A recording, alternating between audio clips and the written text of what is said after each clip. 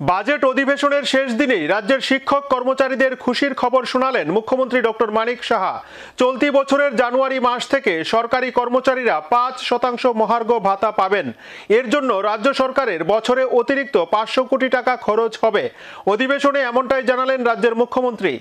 ২০২৪-২৫ অর্থ বছরে প্রস্তাবিত বাজেটে ধ্বনি ভোটে গৃহীত হল অধিবেশনের শেষ দিন।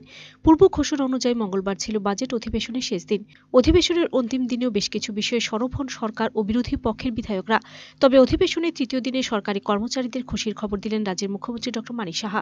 এদিনই তিনি অধিবেশনে আনুষ্ঠানিকভাবে ঘোষণা করলেন সরকারি কর্মচারীদের জন্য সরকার ৫% মহার্ঘ ভাতা প্রদানের।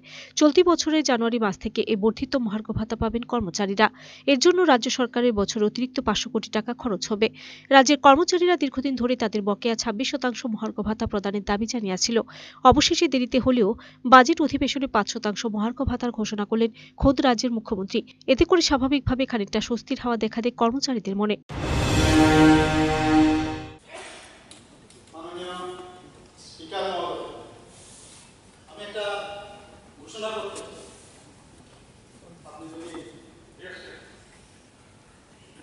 আমাদের সরকার ক্ষমতায় আসার পর মোট ৩ কিস্তিতে আমরা কর্মচারী এবং পেনশনারদের জন্য ডিআরএস অ্যালাউন্স বা ডিআরএস রিলিফ যেটা ডিআর বলা হয়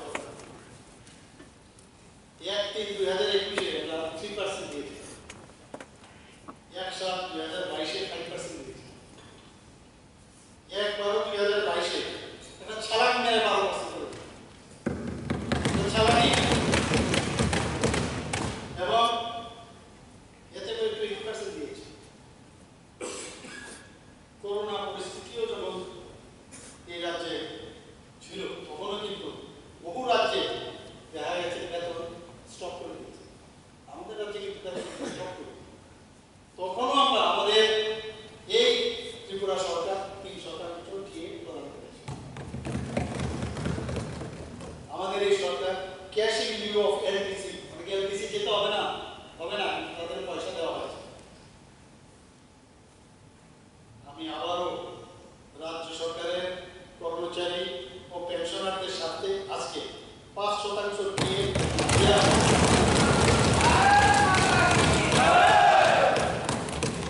এই ৫% দিয়ে দেওয়া ১লা জানুয়ারি ২০২৪ থেকে কার্যকরী।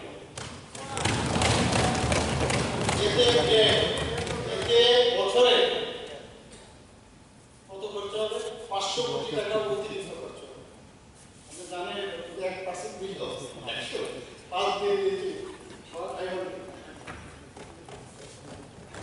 এতে করে ১,৬,৯৩২ জন কর্মচারী এবং ৮২,০০০ পেনশনভোগীরা এতে উপকৃত হবে।